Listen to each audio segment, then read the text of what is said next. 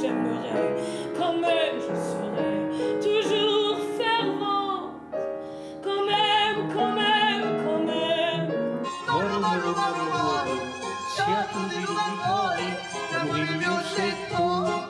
J'avais décidé d'être comme tout le monde, donc avec un homme de mes 20 à 48 ans.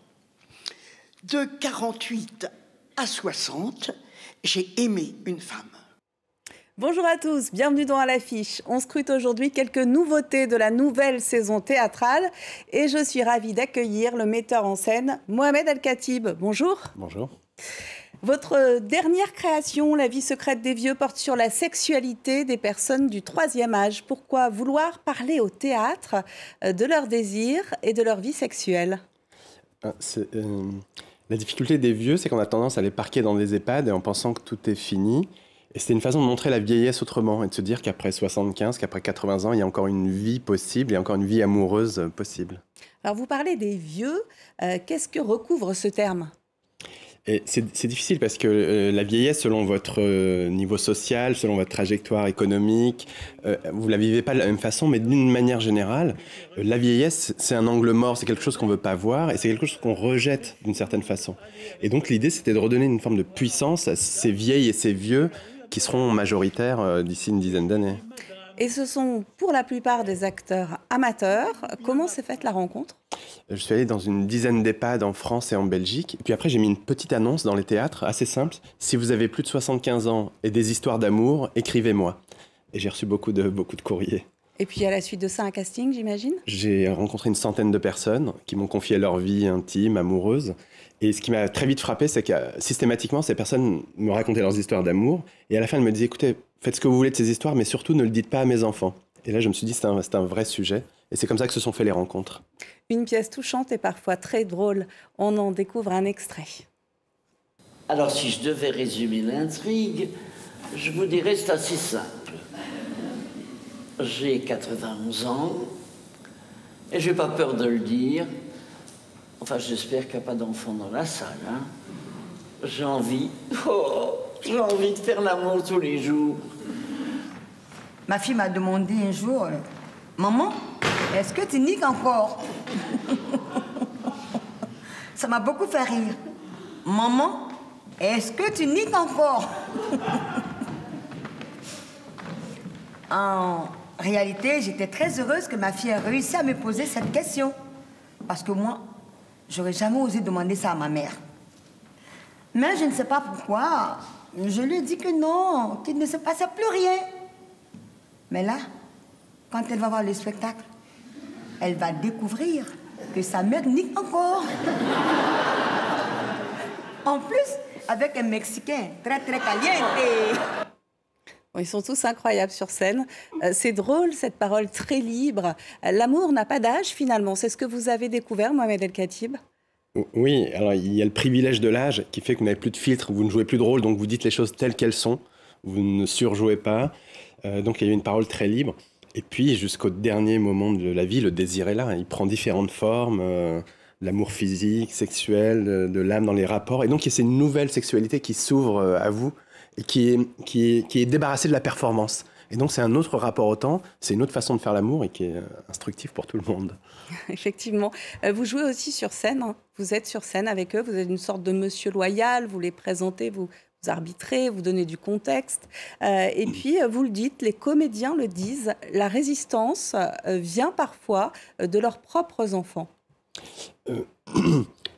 Oui, moi je suis là comme passeur parce que je voulais absolument que ce soit les vieilles et les vieux qui prennent la parole. Et la plupart du temps, il y a toujours des intermédiaires, des gens qui parlent à la place d'eux. Et c'est important qu'on entende les vieilles et les vieux, d'autant qu'ils finissent par être infantilisés. Et c'est un des enjeux de la pièce, c'est-à-dire qu'on en arrive à Roméo et Juliette, mais cette fois à l'envers, puisque ce ne sont pas les parents, mais les enfants qui empêchent leurs parents d'avoir des histoires d'amour. Mmh. Par peur Par peur, c'est la peur de l'inconnu. Des fois, ce sont des peurs très matérielles, d'avoir peur que son père ou sa mère refasse sa vie. Et puis, il y a quelque chose de l'ordre de l'infantilisation. On veut les protéger, et en les surprotégeant, on les empêche de revivre des histoires d'amour, d'avoir une sexualité. Et puis c'est un sujet tabou, la sexualité de ses parents, on n'a pas envie de savoir, donc on rejette ça. Au mieux, on est dans le déni, au pire, on empêche. Et c'est le cas aussi pour les institutions. Même dans les EHPAD, il y a une difficulté à appréhender la question de l'amour, à faire des chambres pour couples, de vieux, etc. Donc c'est un angle mort, et l'idée, en parlant, en faisant une pièce de théâtre, c'est une façon de dire, c'est presque une contribution d'utilité publique, prenons en compte nos vieilles et nos vieux dans toutes leurs dimensions, y compris dans leur vie affective, dans leur vie amoureuse, puisque le désir est encore là. Vous êtes un ancien sociologue et vous êtes décrit comme une des figures du théâtre documentaire, Mohamed El Khatib. Un bon exemple, je dirais, la pièce Stadium, où vous exploriez la passion pour le football de 58 supporters du Racing Club de Lens. Comment fabriquez-vous cette forme de théâtre ? Disons que c'est une sorte de sociologie en acte. J'essaye de voir des gens, de rencontrer des gens qu'on n'a pas l'habitude de voir, dont on n'entend pas les voix, dont on ne voit pas les corps. Et c'est une façon de les mettre au centre de la scène. C'est-à-dire que le théâtre, je considère que c'est un espace symbolique extrêmement valorisé, mais ça doit être un espace démocratique. Et donc, j'y invite des corps et des voix qu'on n'entend pas, qu'on ne voit pas.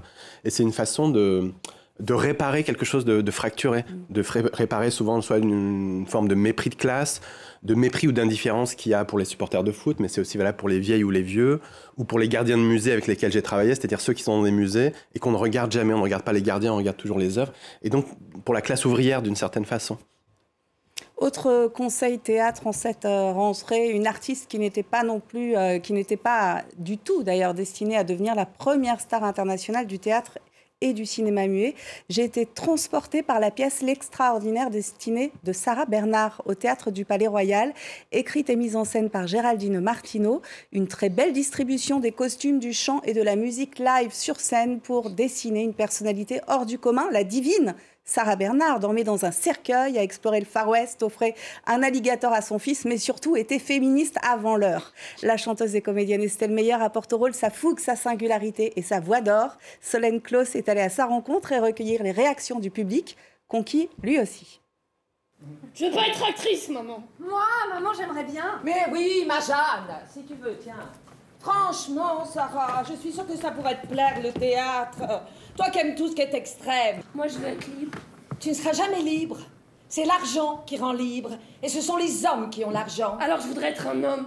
Ma pauvre fille, tu ne peux même pas porter de pantalon. Tu aurais une amende. Alors, je veux gagner beaucoup d'argent pour être libre comme un homme. Ce qui m'a séduit, c'est vraiment sa liberté, son audace, son ardeur, sa beauté, sa violence, son insolence. Vraiment une femme qui arrache avec ses dents son destin, d'avoir peu été aimée par cette mère. Elle invente un chemin d'amour et elle sera celle qui est aimée absolument. Je décidais que rien ne me serait désormais impossible. Que malgré les obstacles et les interdits, je réussirais quand même. Quand on écoute certains enregistrements, je trouve qu'on dirait presque une chamane qui psalmodie. On dirait un rapport à la transe. Une santé tremblante, tu me projetais servante, mais ton corps en vente. Je pense que c'est une personnalité qui est plus moderne que nous. Elle est avec des hommes, elle est avec des femmes. Elle a son théâtre. Le théâtre de la ville qu'on a rebaptisé Sarah Bernard, c'est son théâtre. Une aile de jeunesse et d'amour me soulève, c'est extraordinaire. C'est une femme qui a beaucoup de mains, c'est comme une Shiva, enfin c'est une déesse indienne. L'expression monstre sacré a été inventée pour elle par Cocteau. J'ai découvert ce personnage de femme forte, assez précurseuse, je pense, pour son âge. J'ai vraiment découvert son originalité pour son époque, son insolence, sa détermination, sa liberté, ouais, son combat pour l'égalité des femmes. Ouais.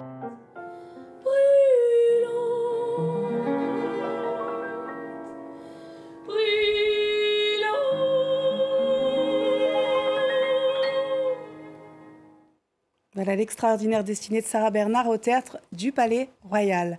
Autre actualité, Mohamed El Khatib, vous portez votre regard sur le stand-up. La pièce va être jouée au Théâtre du Rond-Point du 15 au 19 octobre. Qu'est-ce qui vous a intéressé, interpellé dans cet univers ? Le stand-up, c'est pour moi un endroit d'inventivité folle. C'est-à-dire que c'est un genre qui est un peu méprisé, alors que c'est un art majeur extrêmement populaire, extrêmement démocratique.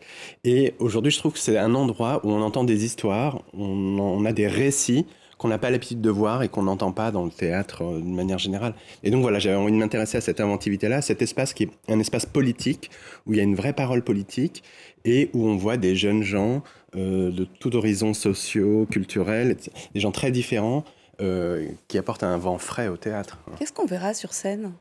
Alors vous allez voir deux choses. Vous allez voir d'abord j'ai rencontré plus de 500 stand-uppers qui ont candidaté, donc on en a retenu 8, 4 stand-uppeuses et 4 stand-uppers, et qui commencent par raconter leur vie sur le mode du stand-up un peu général, et puis assez vite on va avoir une histoire du stand-up. C'est-à-dire depuis l'émergence du stand-up, on est remonté au Moyen-Âge jusqu'à aujourd'hui, et puis c'est une histoire du stand-up un peu détournée, revisitée, une espèce d'histoire mondiale du stand-up avec les influences américaines, les premiers stand-uppers en France dans les années 60-70 jusqu'à aujourd'hui. Ça fait envie, là encore. Merci Mohamed El Khatib. Stand-up à venir et la vie secrète des vieux dans le cadre du festival d'automne au Théâtre de la Ville Les Abbesses jusqu'au 26 septembre, puis en tournée. On se quitte avec l'adaptation théâtrale à la Scala Paris du livre Le Mage du Kremlin. Giuliano da Empoli avait conquis plus de 600 000 lecteurs. Roland Osé le met en scène en cette rentrée et dévoile les coulisses de l'accession au pouvoir de Vladimir Poutine dans un récit plus vrai que nature. Sur scène, Hervé Pierre et Philippe Girard jusqu'au 3 novembre à la Scala Paris, puis en tournée. C'est déjà la fin de cette émission. Je vous dis à très vite. Vous pouvez la retrouver en intégralité sur nos réseaux sociaux. Il faudrait créer un parti. Le parti de l'unité. Et puis si la politique les intéresse plus, on pourrait leur offrir quoi? Une mythologie. Mais c'est ça, une mythologie. Les Russes ont besoin d'un homme fort, d'un vrai chef qui les guide dans le nouveau millénaire. Qu'est-ce qui vous fait croire que ce nouveau chef, c'est moi?